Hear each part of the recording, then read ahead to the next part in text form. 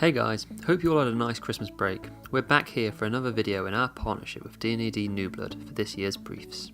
There's still time to download the briefs from D&AD's site. We've got a link in the description, and be sure to check out Scamp School's main channel for extra tips or advice on scamping.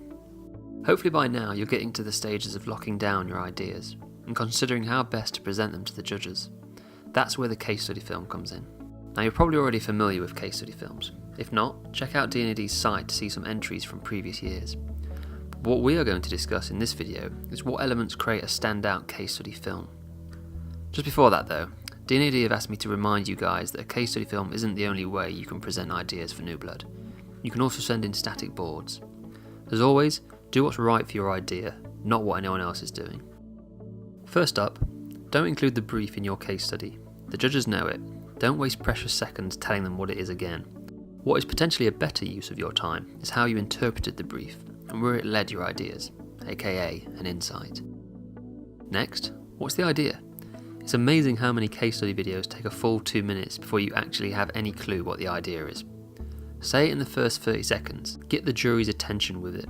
From there on, you can explain what it is or how it works. You need to open with a bold statement that will wake the judges up from having seen numerous other films. Another tip. Try not to say too much. If you've got a simple solution, as you should have, then you don't need to oversell it or get in the way of the idea. Say it and get out. You don't have to use the full 2 minutes. Treat the judges to a short and sharp film. Whilst talking about the word side of things, consider the type of language you use. It should be simple and relevant to advertising. Use phrases like insight or so this is the idea. That way it's really clear to your listener where they are in the story of your idea. Moving more into the pictures side of a case study film, don't be shackled down by how you present your work. Yes, there are a lot of flashy case study films, but case study films utilising just titles or crude doodles have gone on to win just as often as the flashy ones. The main thing is to be relevant to your idea, your brand, or your abilities. Put your efforts into the best possible idea and then putting it across as simple as possible. A few last practical tips. If you are showing screenshots of your work in a film, make sure they're clear to see.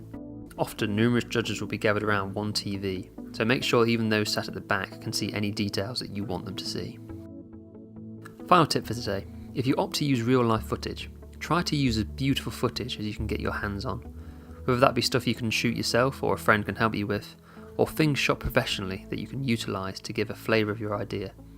Although the judges should be looking at your idea, an idea that is visually appealing to look at will help keep their attentions that little bit more. That about sums up what Scamp School thinks makes a good case study film. I think the main point is to keep it simple. The judges will be hearing this idea for the first time, whereas you have heard it thousands of times. So just make sure it's clear and simple to understand, both visually and verbally.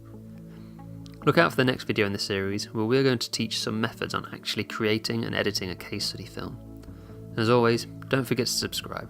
Cheers for watching.